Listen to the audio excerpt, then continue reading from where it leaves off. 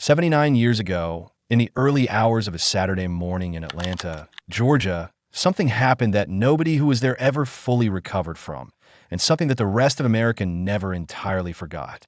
A record was set that night that still stands to this day, and that record has nothing to do with speed or achievement or triumph. It is a record of loss.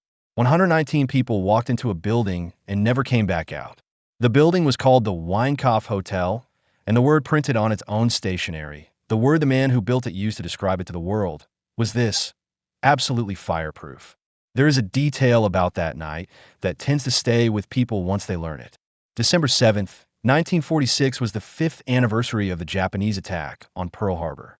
5 years to the day after the worst military attack on American soil, the country was about to experience something else entirely, a catastrophe born not of war or malice on any obvious scale, but of a word. A single word that had been printed on hotel stationery, used in advertisements, repeated in conversation, and believed completely by every single person who walked through the front door of a 15-story building on Peachtree Street in Atlanta, Georgia. That word was fireproof. To understand how that word became the cruelest irony in Atlanta history, you have to go back to 1911 to a man named William Frank Winecoff, who had a very specific vision for what the jewel of Peachtree Street should look like. Winecoff was a builder, an investor, a man of deep confidence in his own taste and judgment. He had already watched the city of Atlanta grow and stretch and rebuild itself after the destruction of the Civil War. And now, in the early 20th century, he wanted to add something to its skyline that would last.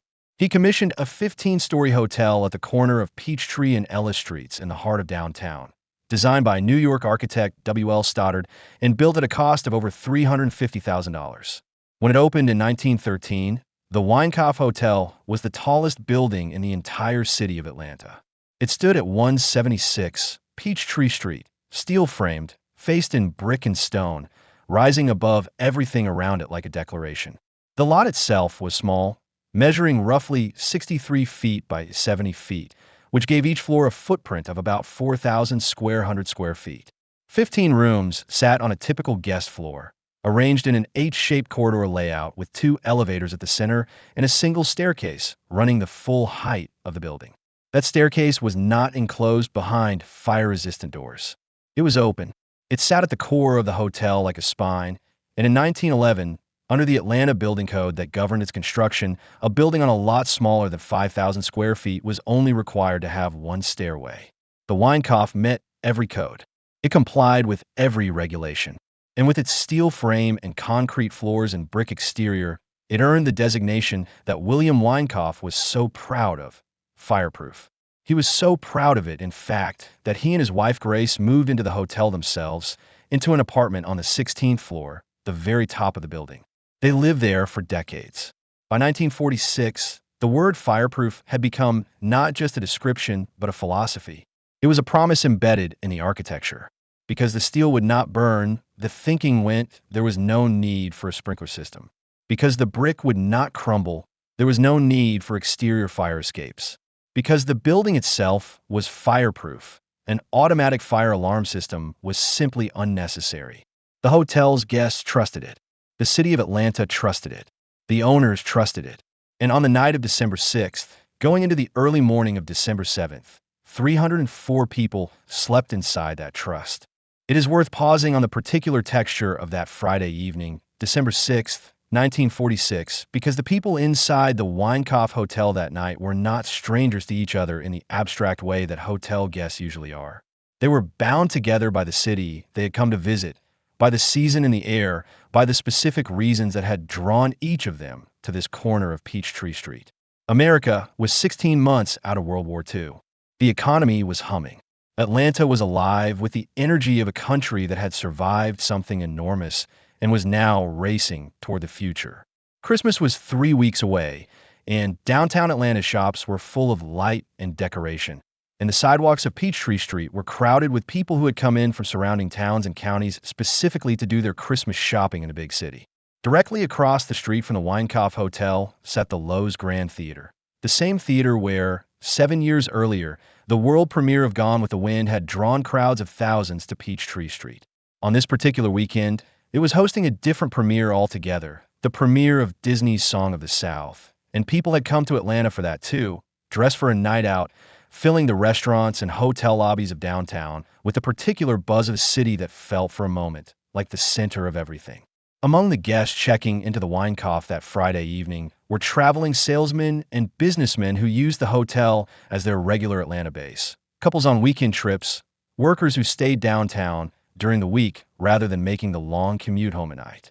There were Christmas shoppers who had come in from towns across Georgia and planned to spend the night before heading back. There were people who had come to see Song of the South. And then there was a group whose presence would give the disaster its most devastating dimension. 40 high school students from across the state of Georgia, teenagers between 15 and 17 years old, in Atlanta to participate in the annual YMCA Youth Assembly, a program in which young people traveled to the state capitol to take part in a mock legislative session and learn how government worked.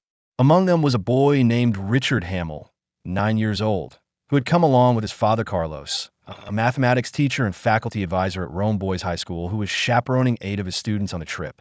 They were excited, as teenagers are excited when they travel to a big city for the first time, sharing rooms, staying up too late, talking about the mock legislative session they would attend the next day at the Georgia State Capitol. The boys from Rome were assigned rooms on the upper floors of the hotel, on the side facing the narrow alley that ran behind the building.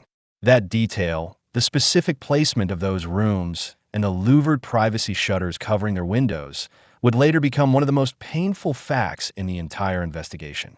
Also in the hotel that night, in their apartment on the 16th floor, were William Frank Winecoff and his wife Grace, the founders and original owners, the people whose name was on the building, sleeping in the place they had called home for more than 30 years. By 3 in the morning, every one of them was asleep. The hotel was quiet. Peachtree Street below was empty. The night manager sat at the front desk, and a bellboy made his rounds. Whatever was about to happen, none of the 304 people in that building had any way of knowing it was coming. The fire started on the 3rd floor. That much is certain. What caused it is a question that has never been fully resolved, and it has been debated for nearly 80 years. The most widely accepted explanation is that a cigarette, carelessly discarded by someone moving through the corridor in the middle of the night, landed on a mattress and a wooden chair that had been temporarily placed in the west hallway of the 3rd floor, close to the base of the staircase. A second theory, investigated seriously and documented in the most comprehensive book ever written about the fire, suggests that the fire was deliberately set, possibly connected to a late-night card game that had been going on in one of the 3rd floor rooms. Neither theory has ever been conclusively proven. What is not debated is what happened next. At approximately 3:15 in the morning, a bellboy named Dobie was on his way to the 5th floor to assist a guest who had called down for help. When he stepped off the elevator and into the corridor, the hallway was already thick with smoke. He was immediately cut off. He could not get back to the stairs, could not descend, could not warn anyone below him or above him. He was trapped on the 5th floor with no way to raise an alarm to the rest of the building, because the Winecoff Hotel had no automatic fire alarm system. There was nothing to pull, nothing to trigger, nothing that would send a signal through the building and wake its guests. The only option was the telephone, and the telephone meant going through the front desk. The night manager, when he became aware of the fire, did attempt to call guests room by room, working through the switchboard, trying to reach as many people as he could.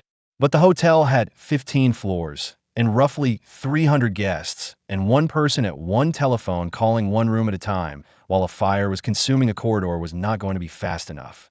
The call to the Atlanta Fire Department did not come until 3:42 in the morning. From a moment the bellboy first saw smoke in that 5th floor hallway to the moment anyone outside the building was notified, 27 minutes had passed. 27 minutes is not, on its own, a long time. It is the length of a television episode without commercials. It is the time it takes to make a pot of coffee, read a few pages of a book, fall back asleep after waking in the night. But in a 15-story building with no automatic fire alarm, no sprinkler system, and a single open staircase acting as a pathway for fire and smoke, 27 minutes was the difference between a manageable emergency and an unsurvivable one. By the time the fire department received that call at 3:42, the corridor on the 3rd floor was gone. The 4th floor was gone. The smoke had reached every floor above it.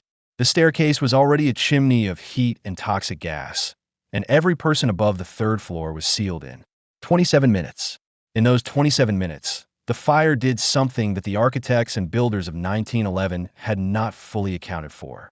It found the staircase. The single open stairwell at the center of the Winecoff Hotel. The same stairwell that was the only way out for every guest on every floor above the third, became something that fire engineers would later describe with a single word: a chimney. The physics of it were straightforward and merciless. Hot gases and flames rise. An open vertical shaft provides exactly the path they need. The fire entered the stairwell on the third floor and began to climb, floor by floor, pushing superheated air ahead of it, filling corridors with toxic smoke, igniting everything it touched. And there was a great deal to touch. Nearly every surface in those corridors was fuel. The walls were covered in painted burlap, which burned quickly and released thick black smoke. The floors were carpeted in heavy wool laid over felt padding. The doors to the guest rooms were wooden, and above each door was an open transom, a small hinged window near the ceiling that guests kept open for ventilation in the days before air conditioning was standard. Those transoms became pathways. As smoke and superheated gas poured through the corridors and pressed against the gap above each guest room door, the contents of room after room began to ignite. The fire was not just climbing the building. It was reaching inside it. On the floors above the fire, guests were beginning to wake up. Some were woken by the smell of smoke seeping under their doors. Some woke to the sound of voices in the corridor, confused at first, then urgent, then screaming. Some, on the upper floors, had no warning at all until the smoke was already inside their rooms. The hallways, one survivor would later say, were like walking into a dark cave. You could not see your hand in front of your face. And the single staircase, the only interior path of escape, was already impassable. The first fire engine arrived at the corner of Peachtree and Ellis Streets within 30 seconds of receiving the alarm. 30 seconds. The station was 2 blocks away, and the crew drove it in less time than it takes to read this paragraph. They arrived to find the 3rd, 4th, and 5th floors of the Winecoff Hotel already pouring flames and dense smoke out of every window on those levels. Above them, visible against the dark sky, were the faces of guests leaning from upper-story windows. On the higher floors, people were waving, shouting, signaling with whatever light they could find.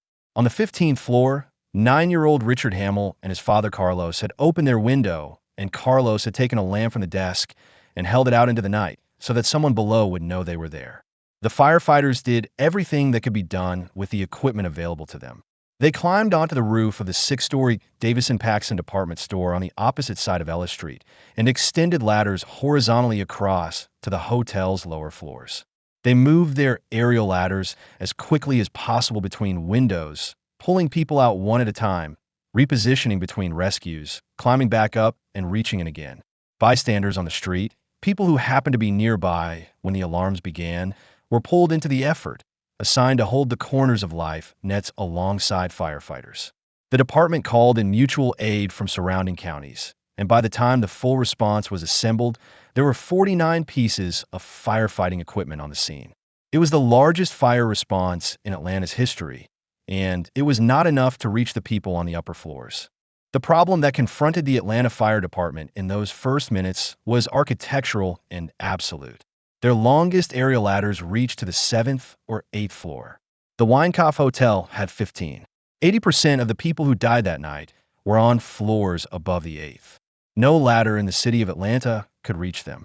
The department called every alarm available to it.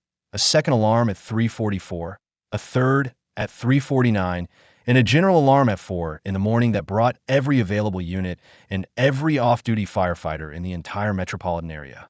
By the time the response was fully assembled, there were 385 firefighters on the scene, 22 engine companies, and 11 ladder trucks. The street around the Winecoff was a wall of lights and noise and effort, and still the ladders did not reach. What followed on the upper floors was a series of individual choices made under conditions that most people will never face and that no description can fully convey. Guests who could reach their windows looked down at the street and made calculations. Some tied bed sheets end to end, knotting them to radiators or door handles, and tried to descend. The sheets were not always long enough. The knots did not always hold. Some guests on the rear side of the building looked across the 10-foot alley at the mortgage guarantee building and considered whether they could jump it. A 10-foot gap, 12 stories up, in the dark and the smoke, is not the same as a 10-foot gap on the ground. Several people tried. Not all of them made it. On the street below, firefighters and civilian bystanders stretched life nets between them, held taut, and waited. People were jumping from the upper floors, sometimes from 10 stories up, sometimes higher, and the nets caught some of them and not others. A man on one of the higher floors appeared at his window with a small child in his arms, a toddler named Robert Cox, 3 years old. The man jumped, holding the boy against him, aiming for the center of the net. As they fell, those below who watched the descent said later that they could see the man realize, mid-fall, that their trajectory was wrong, that they would not land in the center. In a last moment before impact, the man pushed the child away from himself and toward the middle of the net. The toddler landed safely. His father's head struck the metal rim of the net, and he was killed. His final act in life was to save his son. Arnold Hardy was 24 years old and a graduate student at Georgia Tech. He had been at a dance on the other side of Atlanta that night, and he was walking home in the small hours of the morning when he began to hear sirens, more sirens than seemed normal, converging on one part of the city. He called the fire department to find out where they were going. They told him. He went. He arrived at Peachtree Street with his camera and one remaining flashbulb, a single exposure left. He stood on the street amid the chaos, the lights, the nets, the crowd of firefighters and bystanders, and he raised his camera. At the moment he pressed the shutter, a woman was falling from the 11th floor of the Winecoff Hotel. Her name, it would later be established, was Daisy McCumber. She survived. The photograph of her fall, captured in that single remaining flashbulb, was sold to the Associated Press and published in newspapers across the country and around the world. It won a 1947 Pulitzer Prize for photography. It remains the defining image of the Winecoff fire, and it shows, with terrible clarity, what the building looked like from the outside while everything inside it was dying. Among the 40 teenagers who had come to Atlanta for the YMCA Youth Assembly, 30 did not survive. The students who had been placed in the back rooms of the hotel, on the alley side, in rooms with louvered shutters covering their windows, were particularly vulnerable.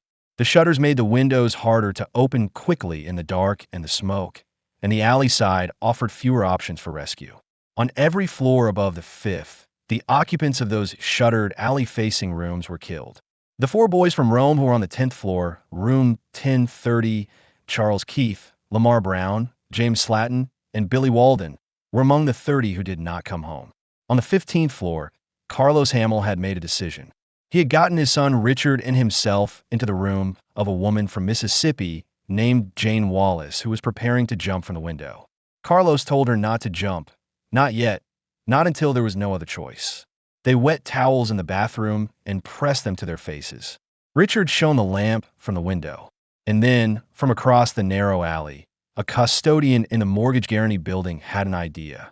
He extended a ladder across the 10-foot gap between his building's roof and the hotel's 15th floor window and covered it with boards so that people could crawl across.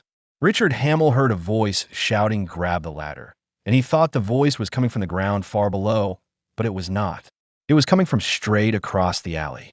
He went across the ladder. His father went across. Jane Wallace went across.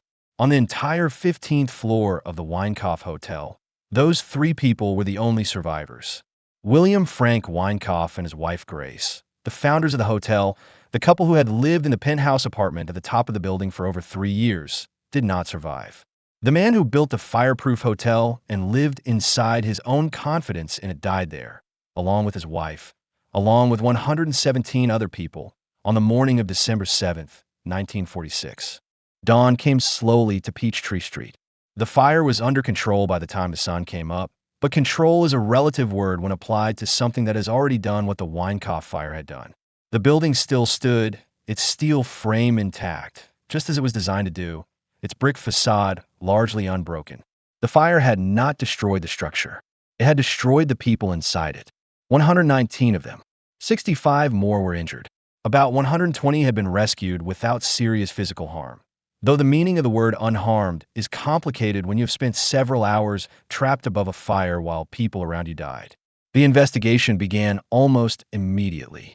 Atlanta's fire marshal and chief building inspector both reached the same uncomfortable conclusion within days of the disaster. The Winecoff Hotel had complied with every applicable regulation. It had met every standard required of it. It had done everything the law asked it to do. The building inspector told the Atlanta City Council that his office had done everything possible under existing regulations to make the building safe. This was almost certainly true, and it was precisely the problem. The word fireproof was not a lie, not technically. The Winecoff's steel skeleton had indeed not burned. Its concrete floors had held, but fireproof, as it was understood and marketed in 1913, referred only to the structure of the building, not to the experience of being inside it. The walls were covered in painted burlap.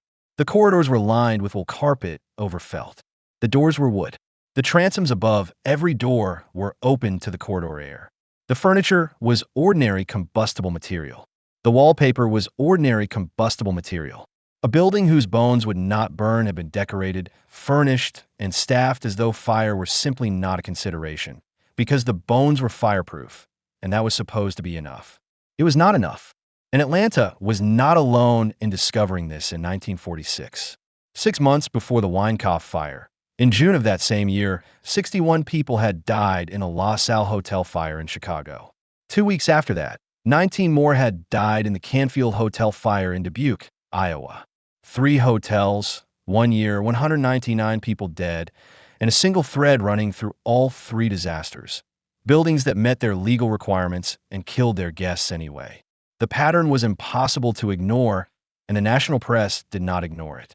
The New York Times wrote that the Winecoff catastrophe might bring reforms that should have come long ago, and that if its tragic meaning stirred the heart of the nation, people would see that hotel dwellers would no longer be exposed to needless hazards. In Atlanta, the shock was personal in a way that it was not elsewhere. 30 teenagers from towns across Georgia had come to the state capitol for a youth conference and had not come home. Entire communities were grieving. A 16-year-old girl named Ruth Powell had traveled to Atlanta from Bainbridge, Georgia, as a delegate to the youth assembly. People who knew her described her as the sweetest and funniest person, always in the best mood, always laughing. She did not go home. Families across the state were holding funerals for children who had been alive and excited 3 days before, and Georgia was trying to understand how that had happened in a building that was supposed to be the safest kind there was.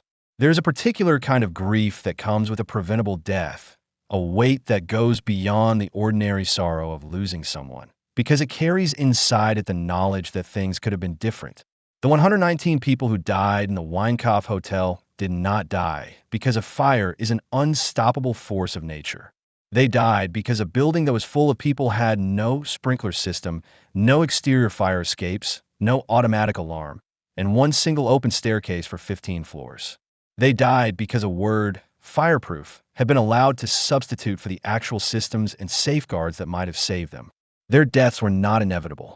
They were the product of assumptions of outdated codes, of a legal framework that had not kept pace with what buildings were actually capable of doing to the people inside them.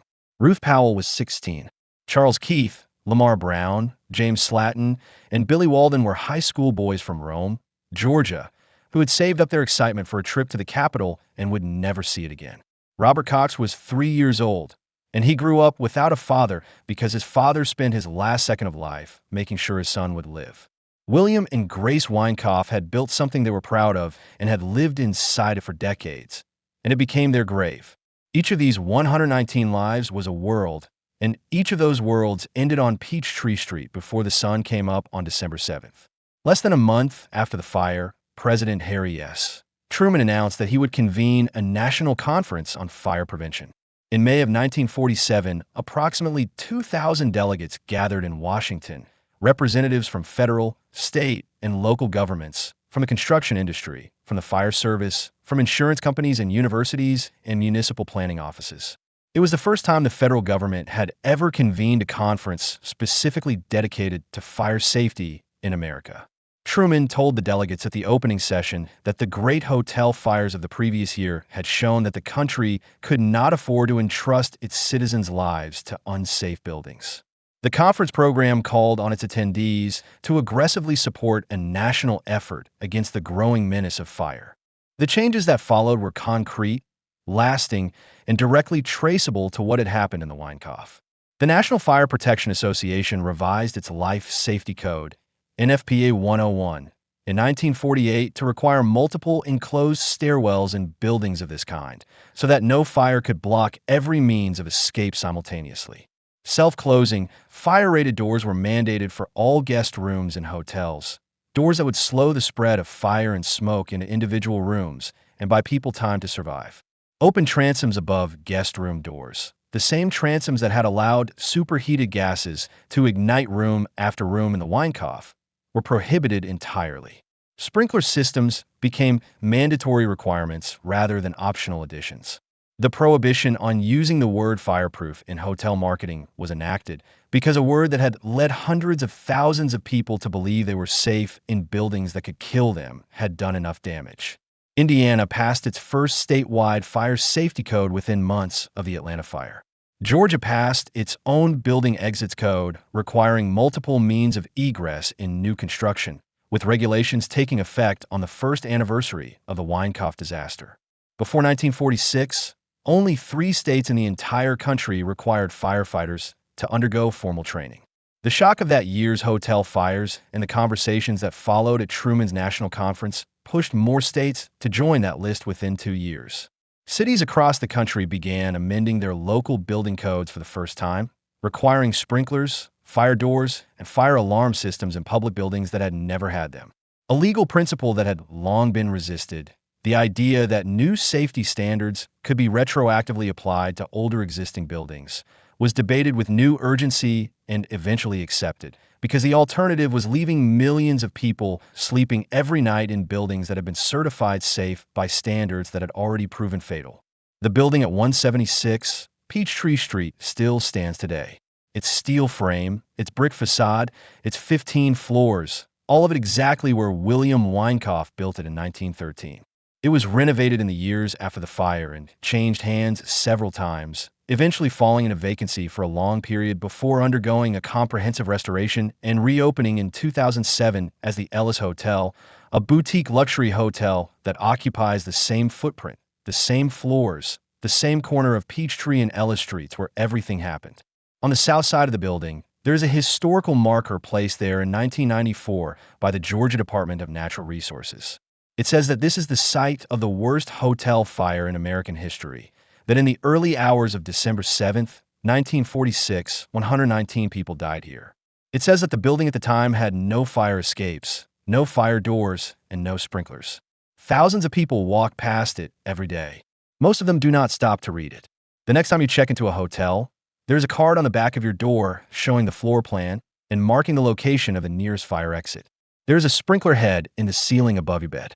The door to your room closes behind you with a particular solid click of a fire-rated door on a self-closing hinge. The stairwell down the hall is enclosed behind a heavy door with a long metal handle, the kind of door that is designed to hold back heat and smoke long enough for people to get through it and down to the street. None of those things were required by law before December 7th, 1946. All of them exist, in part, because of 119 people who slept in a hotel that was absolutely fireproof and did not wake up. The hotel did not burn. The people inside it did.